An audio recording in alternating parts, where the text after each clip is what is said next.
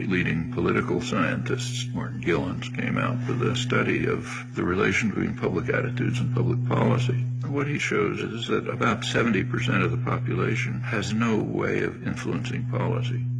They might as well be in some other country. And the population knows it. What it's led to is a population that's angry, frustrated, hates institutions.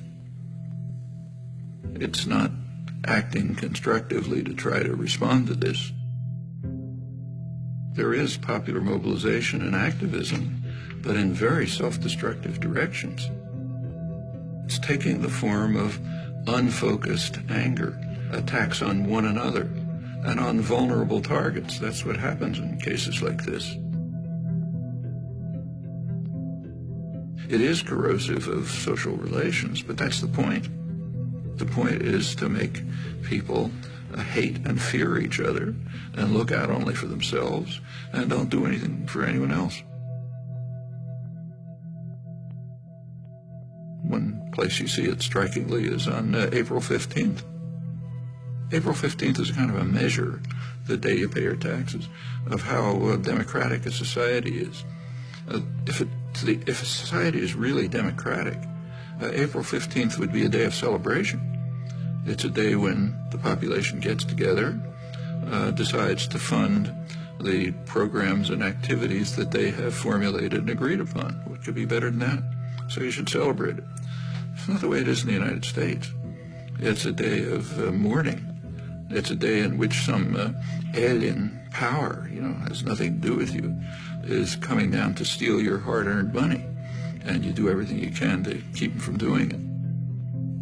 Well, that is a kind of a measure of the extent to which, at least in popular consciousness, democracy is actually functioning.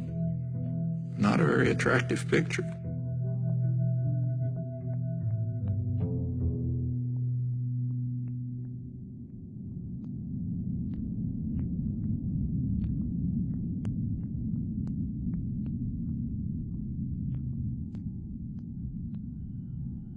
The tendencies that we've been describing within American society, unless they're reversed, it's going to be an extremely ugly society. A society that's based on Adam Smith's vile maxim, all for myself, nothing for anyone else.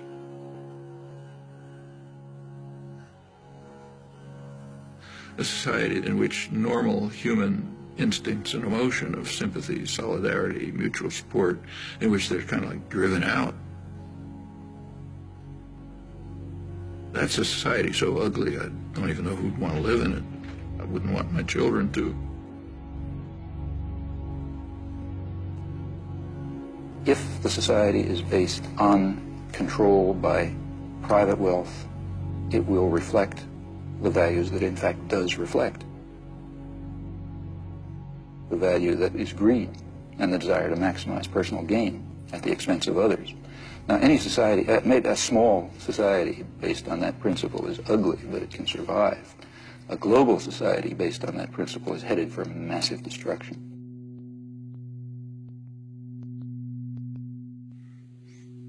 I don't think we're smart enough to design in any detail what a perfectly just and free society would be like. I think we can give some guidelines, and more significant, we can ask how we can progress in that direction.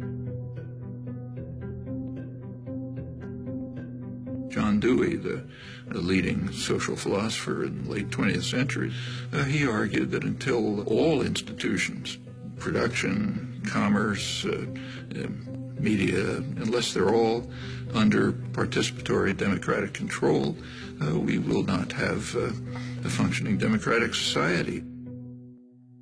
As he put it, policy will be the shadow cast by business over society.